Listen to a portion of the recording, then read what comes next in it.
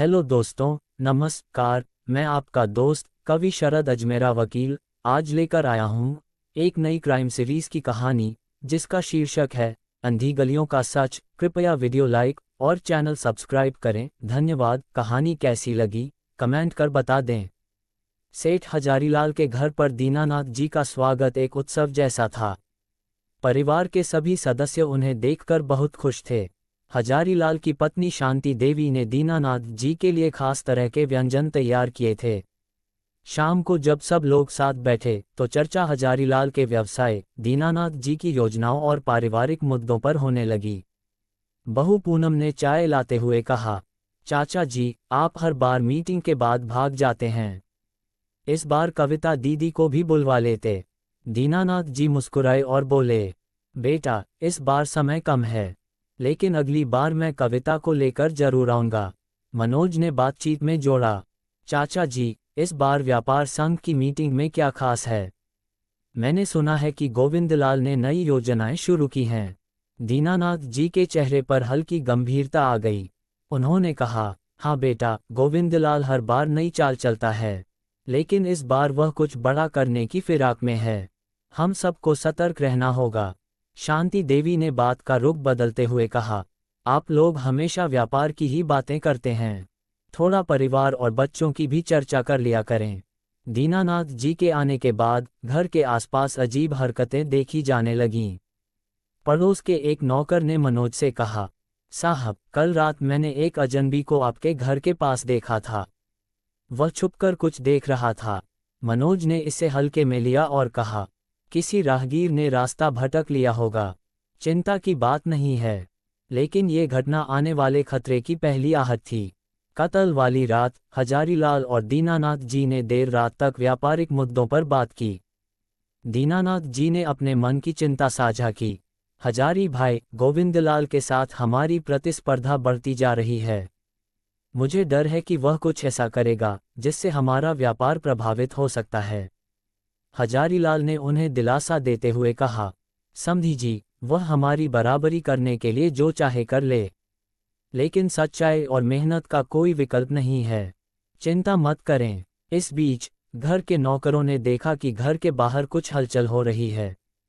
जब उन्होंने ध्यान से देखा तो एक अजनबी आदमी गली में खड़ा था। रात के 11 बजे घर के बाहर गोली चलने की आवाज आई। घर के सभी लोग घबरा गए। हजारीलाल और मनोज तुरंत बाहर भागे। उन्होंने देखा कि दीनानाथ जी खून से लथपथ जमीन पर पड़े थे। शांति देवी ने रोते हुए कहा, हे भगवान, यह क्या हो गया? कौन ऐसा कर सकता है? पुलिस को तुरंत बुलाया गया। पुलिस स्टेशन में खबर पहुंचते ही इंस्पेक्टर विक्रांत अपनी टीम के साथ घटनास्थल पर पहुंचे। विक्रांत की नज़रें बेहद तेज थीं। उन्होंने घर के बाहर हर छोटी बड़ी चीज का निरीक्षण करना शुरू किया। विक्रांत ने देखा कि जमीन पर मिट्टी के ताजे जूतों के निशान थे। पास में एक अधजली सिगरेट पड़ी थी। विक्रांत ने आरती से कहा, ये निशान कातिल की तरफ इशारा कर रहे हैं। इनका सैंपल लो और फॉरेंसिक टीम को भेजो। आरती ने मजाकिया अंदाज में कहा, सर, लगता है ये कातिल बहुत जल्दी में था। सिगरेट अधूरी छोड़ दी और सबूत भी। विक्रांत मुस्कुराए और बोले, आरती, जल्दीबाजी हमेशा गलती करवाती है, लेकिन हमें सतर्क रहना होगा। विक्रांत ने परिवार के सभी सदस्यों से पूछताछ शुरू की। हजारीलाल, इंस्पेक्टर साहब, मुझे समझ नहीं आ रहा कि समधी जी की हत्या क्यों हुई। वह किसी के दुश्मन नहीं थे। और इंस्पेक्टर विक्रांत ने अपनी जांच पूरी करके पुलिस स्टेशन में आ गए। लेकिन इंस्पेक्टर विक्रांत को इसमें बहुत बड़ा जोल नजर आ रहा था। पहली नज़र में ही वह समझ गया था कि यह कत्ल हो ना हो हजारीलाल जी की ही साजिश थी। हो सकता है कि दोनों समाधियों में किसी बात को लेकर मनमत मुटाव हो और मौका देखकर हजारीलाल जी ने दीनानाथ के कत्ल की साजिश रची है और किसी को सुपारी दी हो। यही बात वह अभी पुलिस स्टेशन में आरती को बता रहा था। हाँ, ये हो सकता है। आरती बोली, तो ठीक है आरती, तुम एक काम करो, अपने मुखवीरों को हजारीलाल और मनोज के पीछे लगाओ और वहीं से हमें ठोस सबूत मिलेंगे और केस की कड़ी भी वहीं से सुलझ जाएगी। हाँ सर, मैं अभी मोनू से बोल देती हूँ, वह उनकी पूरी जांच करेगा और पूरी तहकीकात करेगा कि अंदर तक देखेगा कि कहाँ कहाँ झोल है। इंस्पेक्टर विक्रांत एक दूसरे केस की जांच में लग गया और आरती ने तुरंत मोनू नाम का जो मुखबिर था उसको फ़ोन लगाया और उसको अलर्ट कर दिया। 2 दिन बाद मोनू का फ़ोन आया, मैडम ये हजारीलाल तो बिल्कुल क्लियर है, इसके फ़ोन रिकॉर्ड में बिल्कुल अच्छे हैं, और इसकी और दीनानाथ की तो बोलो तो दोनों की बहुत अच्छी पत्ती थी, दोनों की कोई दुश्मनी वाली बात, कोई ऐसा कोई एंगल सामने नहीं आया है, हमें जांच की दिशा मोड़नी होगी, आरती ने कहा और फ़ोन रख दिया। सर यह हजारीलाल और मनोज तो बिल्कुल क्लियर है, इनका एंगल इस एंगल पर कोई दम नहीं है, हमें जहां दूसरी दिशा में मोड़ना होगी। हाँ ठीक है आरती, चलो एक बार फिर हम चलते हैं हजारीलाल के घर और देखते हैं कि कहीं कुछ और दूसरा सबूत मिले, और दोनों तुरंत हजारीलाल के घर चल दिए। शांति देवी, हमारा परिवार किसी से झगड़ा नहीं करता, ये तो भगवान की मर्जी है, नौकर ने बताया। साहब मैंने एक आदमी को घर के पास घूमते हुए देखा था, उसने चेहरे पर रुमाल बांध रखा था, लेकिन उसकी चाल अजीब थी। विक्रांत ने शक के आधार पर इलाके के सीसीटीवी फुटेज मंगवाए। फुटेज में एक संदिग्ध व्यक्ति भागते हुए दिखा, लेकिन चेहरा साफ नहीं था। फॉरेंसिक रिपोर्ट में पता चला कि हत्या में इस्तेमाल की गई पिस्तौल शहर के बाहर से खरीदी गई थी। विक्रांत ने अपने सूत्रों को सक्रिय किया। कुछ दिनों की जांच के बाद विक्रांत को पता चला कि यह एक सुपारी किलिंग का मामला था। आरती ने चुटकी लेते हुए कहा, सर लगता है लोग अब व्यापार से ज़्यादा अपराध में पैसा कमा रहे हैं। विक्रांत ने गंभीरता से कहा, आरती यह मामला जितना सरल दिखता है उतना है नहीं, कोई बड़ा खेल चल रहा है। जांच के दौरान विक्रांत ने पाया कि दीनानाथ जी इस साजिश का असली निशाना नहीं थे। तभी विक्रांत को मूकवार ने सूचना दी कि शहर में अभी सागर सिंह नाम का एक कुख्यात सुपारी कलर सक्रिय है। तब विक्रांत ने आरती से बोल, आरती जरा इसे सागर सिंह को टटोलो, क्या निकलता है। तुम आरती सागर सिंह के पास जाओ और मैं इस गोविंद लाल को उठता हूँ, सारे राज यहीं से खुलेंगे। मुझे लगता है कि गोविंद लाल ही इस मामले की जड़ है। विक्रांत ने गोविंद लाल नामक व्यापारी को ले आया। विक्रांत ने गोविंद लाल को गिरफ्तार कर लिया। इंस्पेक्टर विक्रांत ने अपनी जांच को उस मुकाम पर पहुंचा दिया था जहां सभी कड़ियां एक दूसरे से जुड़ने लगी थीं। गोविंदलाल, जो शहर का एक बड़ा व्यापारी और हजारीलाल का कट्टर प्रतिस्पर्धी था, अब पूरी तरह शक के घेरे में था। पूछताछ कक्ष में गोविंदलाल, विक्रांत और आरती ने गोविंदलाल को पुलिस स्टेशन बुलाकर उससे कड़ी पूछताछ शुरू की। विक्रांत ने कागजों का एक पुलिंदा उसकी ओर बढ़ाते हुए कहा, गोविंदलाल, ये हैं वो सबूत जो तुम्हें सीधे हत्या के आरोप में ले जाते हैं। ये लो, तुम्हारी फर्जी कंपनियों के बैंक रिकॉर्ड और सुपारी किलर से तुम्हारे संपर्क के सबूत। अब बताओ, अपनी सफाई में क्या कहना चाहोगे। गोविंदलाल, जो शुरुआत में शांत था, अब पसीना पोंछने लगा।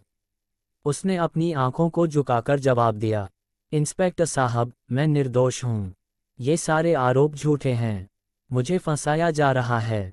आरती ने ठहाका लगाते हुए कहा, फंसाया जा रहा है? अरे, इतना बेवकूफ़ कौन होगा जो तुम्हें फंसाने के लिए अपना पैसा, समय और हथियार बर्बाद करेगा।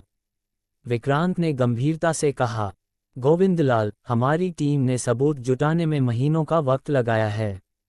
घटना वाली रात के CCTV footage, phone call record और वो सिगरेट का टुकड़ा सब तुम्हारी ओर इशारा कर रहे हैं। बेहतर होगा कि सच उगल दो। गोविंदलाल ने झुंझलाते हुए कहा, हाँ, मैंने ही सुपारी दी थी, लेकिन मेरा मकसद सिर्फ हजारीलाल को रास्ते से हटाना था। ये सब गड़बड़ कैसे हुआ, मुझे नहीं पता। आरती ने चुटकी लेते हुए कहा, तो तुम कह रहे हो कि हत्या का ऑर्डर दिया और गलत आदमी मारा गया? क्या तुम्हें लगा था कि यह सब बच्चों का खेल है? हाँ, मैंने तो इसे सहज काम समझकर सागर सिंह को सौंप दिया था। ये सब गड़बड़ी सागर सिंह की हुई है। उसने मुझसे पैसे भी ले लिए और काम भी गलत किया और खुद भी फंसा और मुझे भी फंसवा दिया। सागर सिंह मुंबई का एक कुख्यात सुपारी किलर है, उसे मैंने पैसे देकर यहाँ बुलवाया था। गोविंदलाल से मिली जानकारी के बाद विक्रांत ने फौरन अपनी टीम को सक्रिय किया और सुपारी किलर की तलाश तेज कर दी। गोविंदलाल ने बताया कि उसने ये काम एक खतरनाक अपराधी सागर सिंह को सौंपा था। सागर सिंह एक शातिर अपराधी था जिसने कई सुपारी किलिंग को अंजाम दिया था। वह अपने अपराध को इतनी सफाई से अंजाम देता था कि पुलिस को कभी कोई ठोस सबूत नहीं मिलता।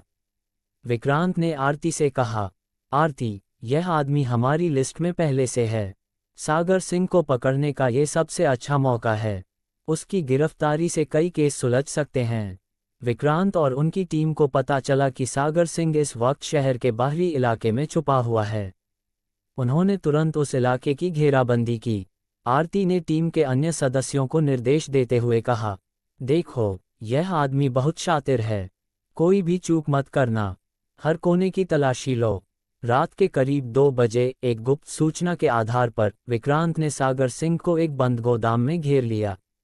सागर सिंह भागने की कोशिश कर रहा था, लेकिन विक्रांत ने उसकी हर चाल को पहले ही भांप लिया। विक्रांत ने सागर सिंह को ललकारते हुए कहा, सागर सिंह, अब बचने का कोई रास्ता नहीं है, पुलिस चारों तरफ से तुम्हें घेर चुकी है, चुपचाप बाहर आ जाओ। लेकिन सागर सिंह ने हथियार निकालकर फायरिंग शुरू कर दी। यह एक बड़ा एनकाउंटर बन गया। सागर सिंह के पैर में गोली लगी थी और वह गिर पड़ा। पुलिस ने तुरंत सागर सिंह को गिरफ्तार कर लिया और अस्पताल ले आए। हॉस्पिटल में सागर सिंह से विक्रांत ने सवाल जवाब किया। सागर सिंह पूरी तरह होश में था, केवल पैर में गोली लगी थी। बहुत देर तक पूछताछ करने के बाद सागर सिंह ने अपना जुर्म कबूल नहीं किया। वो यही कहता रहा कि मैं कुछ नहीं किया, मैं निर्दोष हूं। पर जब इंस्पेक्टर विक्रांत ने उसे सारे सबूत दिखाए, उसकी फ़ोन कॉल भी डिटेल दिखाई, तब वह टूट कहने लगा कि यह सब मैं नहीं किया है, ये सब मेरे चेले टुनटुन ने किया है। टुनटुन को मैंने हजारीलाल का फ़ोटो दिखाया था, फिर भी उसने गलती से दीनानाथ का मर्डर कर दिया।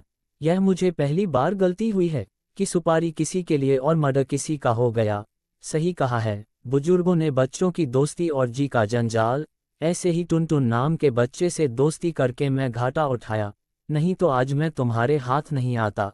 टुनटुन कहाँ मिलेगा? विक्रांत ने सागर सिंह से पूछा। मुझे नहीं मालूम, वह पैसा लेकर कहाँ चले गया है, लेकिन वह उत्तर प्रदेश के गाजियाबाद में कहीं रहता है। विक्रांत ने तुरंत गाजियाबाद पुलिस को फ़ोन लगाया। गाजियाबाद पुलिस में विक्रांत की पहचान के इंस्पेक्टर थे। टुनटुन का पुलिस रिकॉर्ड था और उनका एड्रेस वगैरह भी पुलिस के पास था। वहां की पुलिस ने तुरंत टुनटुन को उठाने के लिए टीम भेजी और टुनटुन को धर लिया गया। और इंस्पेक्टर विक्रांत हैं उनका शुक्रिया कहते हुए कहा कि मैं शीघ्र ही